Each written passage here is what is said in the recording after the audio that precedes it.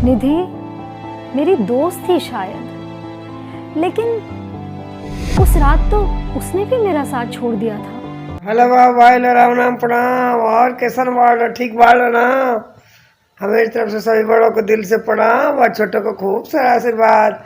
हम अन्य जो यार दोस्त हुई उम्र के, उनके भी दिल से प्रणाम और टाटा बाय बाय भी। हाँ, तो और सब समाचार ठीक बा ना? अपन हाल चाल तनी कमेंट में बताओ कर लो। देखो लो, आज की चाची ब्लॉगिंग लेके आयल बड़ी ऐसा सरसरी खींच खबर कि जन तू देखबा तो दाते उंगली दबा लेबा, है ना? और ओकरी बात से सुनबा तो सुनते रह जीबा। पूरा वीडियो देखा लो और देख के बताओ लो कि का बाउर कहत रहनी है कि सही कहत रहनी है, का में सच बा का झूठ बा, सही बा ना? देखो फिर लास्ट में मिला तनी हम। चलो आओ तनी। 31 दिसंबर शाम के करीब 6:30 बजे थे। मैं अपने घर से अपनी स्कूटी लेकर निकली जो मैंने किश्त पे खरीदी थी।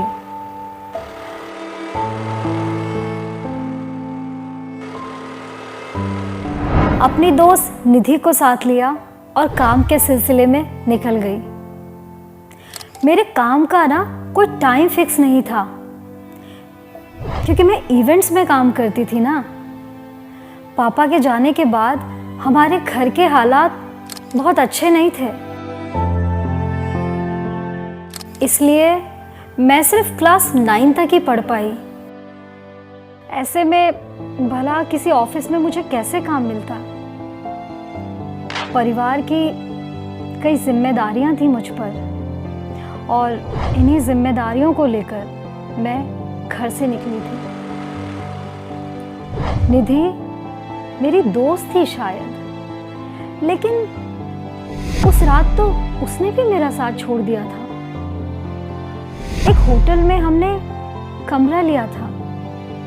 अगले दिन नया साल था, चारों तरफ जश्न का माहौल।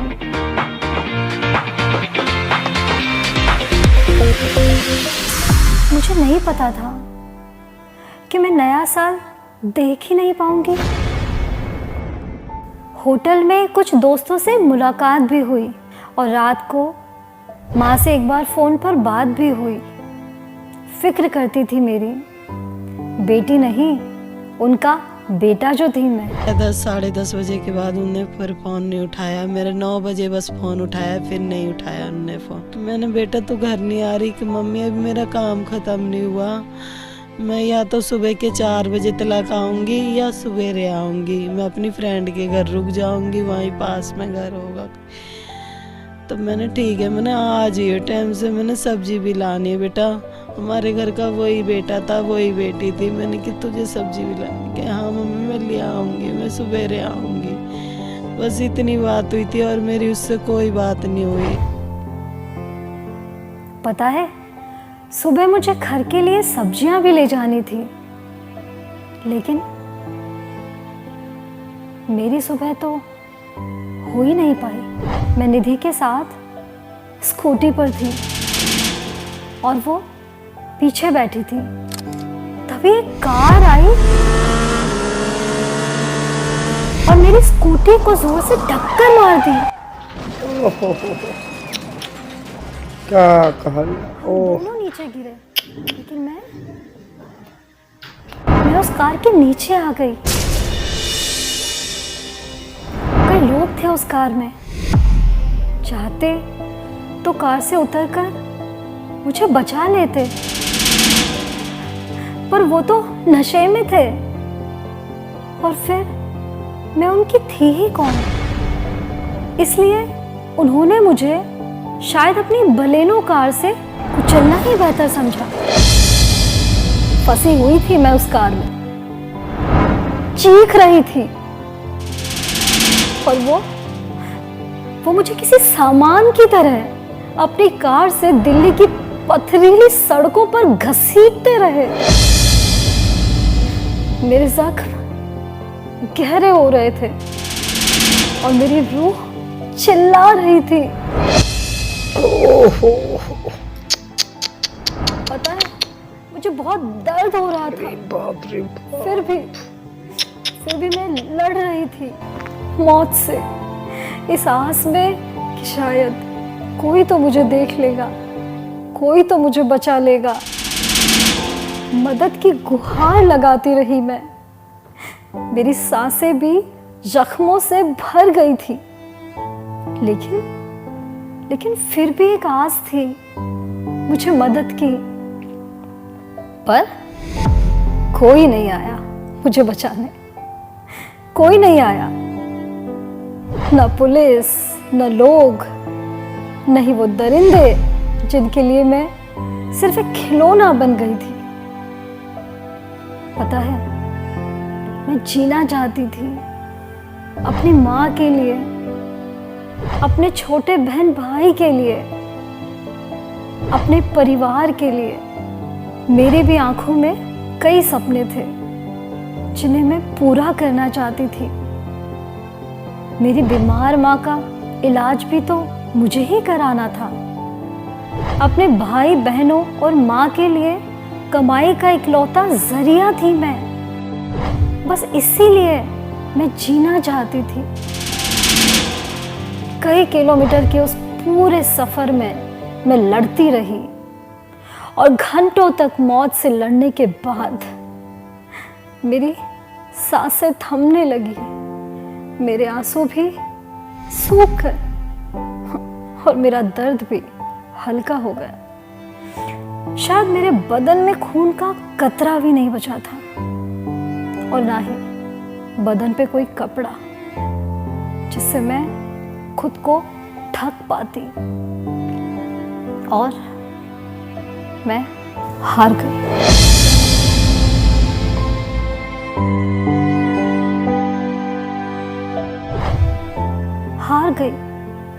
हार गई एक बार फिर भारत की वो बेटी जो उड़ना चाहती थी।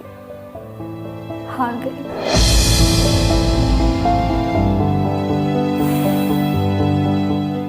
आज मैं तो नहीं हूं, लेकिन मेरे जाने के बाद कुछ लोग समाज और प्रशासन की गलतियों को छुपाने के लिए मेरा कैरेक्टर असैसिनेशन करने में लग गए हैं। मेरे भी कुछ सवाल हैं उन लोगों से। मैं कहाँ थी, क्या करने गई थी, ये तो मेरा पर्सनल मैटर था।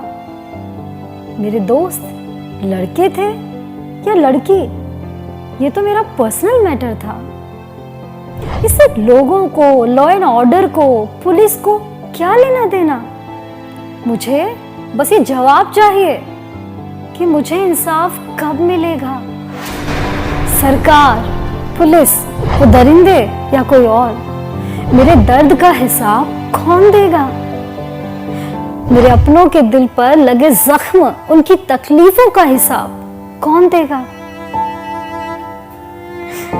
मेरी माँ की मंगाई सब्जियां अब कौन लाएगा। मेरे भाइयों को अब कौन पढ़ाएगा। मेरी माँ का इलाज अब कौन कराएगा। मेरे जैसी लाखों करोड़ों लड़कियों की सुरक्षा का हिसाब कौन देगा। मेरा सवाल है उस दिल्ली पुलिस से जो हम जैसी लड़कियों की सुरक्षा का वादा करती है। दिल्ली पुलिस को ये जवाब देना होगा कि जब मैं चीख रही थी, जब मैं चिल्ला रही थी, मदद की गुहार कर रही थी, तब वो कहाँ थी।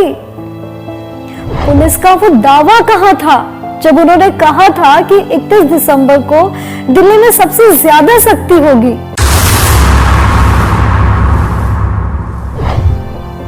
करीब 20,000 पुलिस सड़क पर होगी, तो कहां थे 20,000 पुलिस वाले। इनमें से कोई एक भी मुझे बचाने क्यों नहीं आया। 12 किलोमीटर तक एक भी पुलिस वाले ने मुझे कैसे नहीं देखा। मैं एक आम लड़की थी, तो क्या मेरी जान की कोई कीमत नहीं थी। जवाब चाहिए मुझे कि शराब पिए उन दरिंदों का रोड पर अल्कोहल टेस्ट क्यों नहीं किया गया। अब सीसीटीवी फुटेज आ रही है, इन्वेस्टिगेशन हो रही है, लेकिन अगर नए साल के इस जश्न के बीच पुलिस हम जैसी आम लड़कियों की सुरक्षा में सख्ती बरतती तो शायद आज मैं जिंदा होती।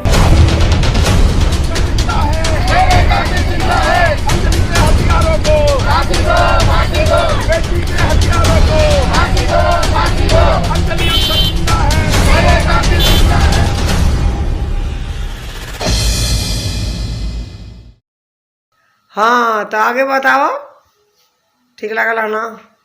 का ये अंजलि के बारे में जो भी कहानी रहा हो, हाँ, अंजलि की आत्मा बोलती है कि ऐसा ऐसा हम रहित तो जिंदा रहती है तू करती। कितना दर्दनाक कहानी रहा हो, सुन के तो दिल एकदम से तड़प उठा रही कुल बात सुन के। वही चलो लो, आज खती दर्दनाके वाली बात रहा, लेकिन तुम लोग को दिखाओ जरूर रहा। ये वैसे कहीं तो देख लो, महसूस कर लो कि एगो लड़की के का हालत हो गई रहा, यदि वो जिंदा रही तो का सोचित के अपने बारे में का कहे, है ना? ठीक बड़ा, तो चलो आओ तनी अपन विचार कमेंट में बताइए बाबू भाई लोग, मिला तनी फिर। ओके, ख्याल रखिए अपन।